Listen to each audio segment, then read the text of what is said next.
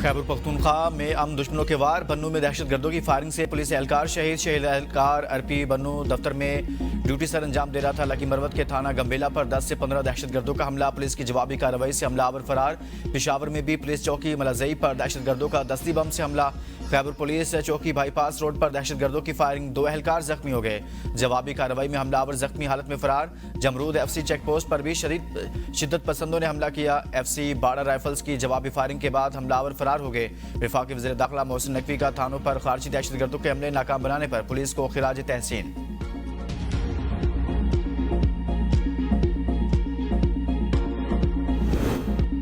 FIS cyber crime circle Islamabad की बड़ी कार्रवाई। सानिया जाफर एक्सप्रेस और इदारों के खिलाफ प्रोपेगेंडा करने वाला मुलजिम बनिगाला से गिरफ्तार मुलजिम की शिनाख्त हैदर सईद के नाम से हुई। मुलजिम अदालत में पेश।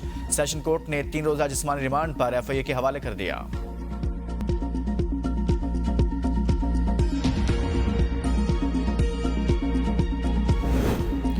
पार्लियामेंट की कौमी इस्लामती कमेटी ने कल होने वाले इजलास का वक्त तब्दील। इजलास कल 1:30 बजे की बजाय सुबह 11 बजे होगा। इन कैमरा इजलास में सिक्योरिटी सूरत हाल पर ब्रीफिंग दी जाएगी। अस्करी क़यादत पार्लिमानी कमेटी को मौजूदा सिक्योरिटी सूरत हाल से आगाह करेगी। इजलास में पार्लिमान में मौजूद तमाम सियासी जमातों के पार्लिमानी लीडरान और इनके नामजद नुमाइंदगान शिरकत करेंगे। मुतलका अरकान काबीना भी इजलास में शिरकत करेंगे। कमेटी में आइंदा की हिकमत अमली भी मंजूर की जाएगी।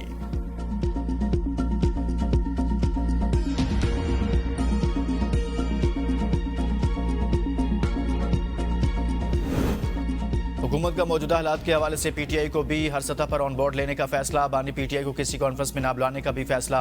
वज़ीर दिफा ख्वाजा आसिफ ने ABN से खुसूसी गुफ्तगू में कहा कि सिक्योरिटी कमेटी इजलास में सारी कौमी जमातें मौजूद हैं। पार्लियामेंट से बाहर भी पार्टीज या मुख्तलिफ मकतबा फ़िक्र के लोगों को भी बुलाया जाए तो कोई मज़ायका नहीं। बानी PTI को बुलाने का कोई कदम नहीं उठाया जा रहा।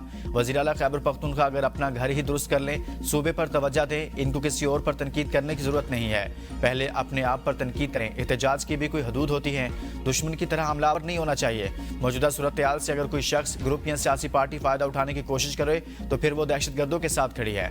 अगर मेरे इस्तीफे से दहशतगर्दी का मामला हल होता है तो मैं हाजिर हूं।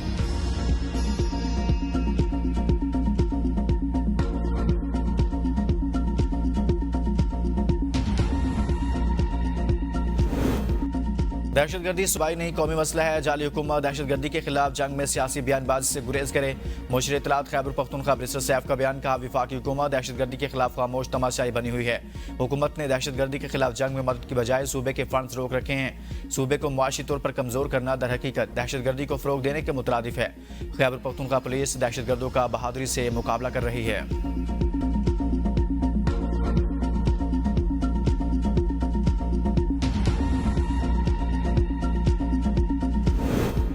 वज़ीर आला खैबर पख्तूनख्वा को सूबे से ज्यादा अफगानियों की फिक्र है। अपने सूबे पर तवज्जो दें। वज़ीर इत्तलात पंजाब अज़मा बुखारी की प्रेस कॉन्फ्रेंस। कहा दहशतगर्दी के वाक़यात को सियासी रंग देना काबिल नफरत है। क्या कोई पाकिस्तानी इंडियन मीडिया की जुबान बोल सकता है? एक जमात की जानिब से सोशल मीडिया पर शुहदा की बेतुकीरी की जा रही है। जाफर एक्सप्रेस को जिस खूबसूरत अंदाज में क्लियर किया गया वो काबिल तहसीन है। एक ऐसी सियासी जमात पैदा हो चुकी है जो पाकिस्तान के मुखालिफिन की बातें कर रही है। मुश्किल वक्त में अगर वो साथ नहीं है तो वो भी दहशतगर्द हैं।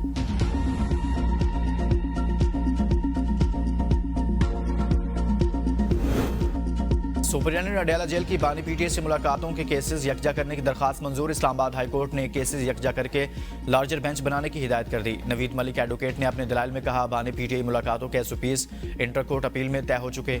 मुलाकातों की दरखास्तें मुख्तलिफ बेंचेस में समाअत के लिए मुकर्रर हैं। एक ही बेंच में केसेस मुकर्रर होने से एक ही दफ़ा वो पेश हो जाया करेंगे।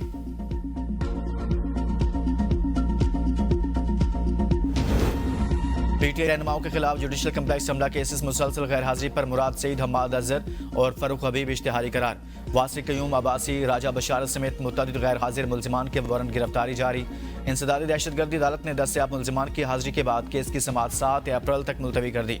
PTI रहनुमाओं के खिलाफ थाना रमना में 2 मुकदमात दर्ज हैं।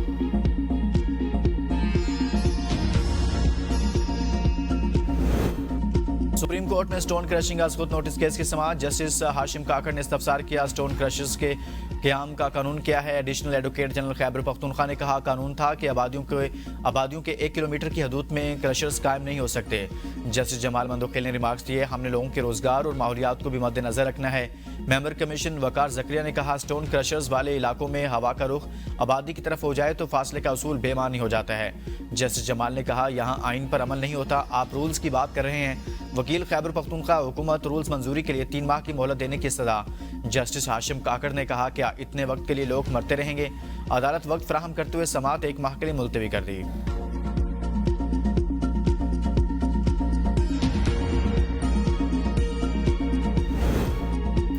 ओवरसीज पाकिस्तानियों के प्रॉपर्टी इश्यूज को जल्द निपटाने के लिए ओवरसीज पाकिस्तानी प्रॉपर्टी एक्ट के तहत खुसूसी अदालतें कायम होंगी। कायम chief justice Islamabad high court की मंजूरी से रजिस्ट्रार हाई कोर्ट ने सेक्रेटरी वजारत कानून को खत लिख दिया। कायम chief justice district and session जज ईस्ट खुसूसी अदालत के जज के तौर पर नामजद। वजारत कानून और इंसाफ ओवरसीज पाकिस्तानियों के लिए खुसूसी अदालत के क़याम का नोटिफिकेशन जारी करेगी।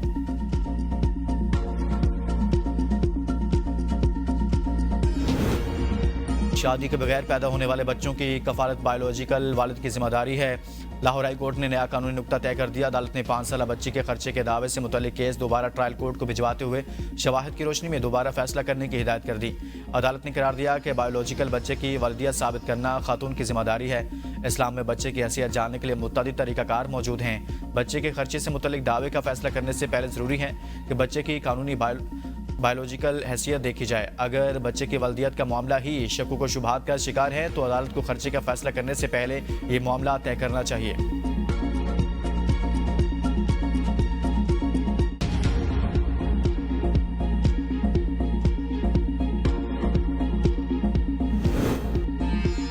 हमारी हुकूमत को मईशत मिली, इसमें कारोबारी एतमाद नहीं था। वज़ीर-ए-आज़म के मामले खुसूसी सनत व पैदावार हारून अख्तर का तकरीब से खिताब। कहा, माइक्रो इकनॉमिक हालात दुरुस्त नहीं थे, बिजली और गैस कंपनियों के नुकसान बढ़ गए थे।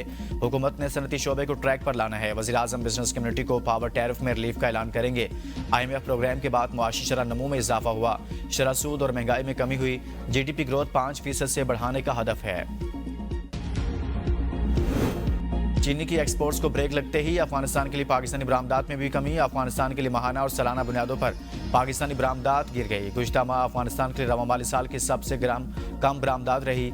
जनवरी 2025 के मुकाबले फरवरी में अफगानिस्तान के लिए बरामदात में 52% कमी। फरवरी में अफगानिस्तान के लिए चीनी की बरामदात $1 लाख से भी कम रही।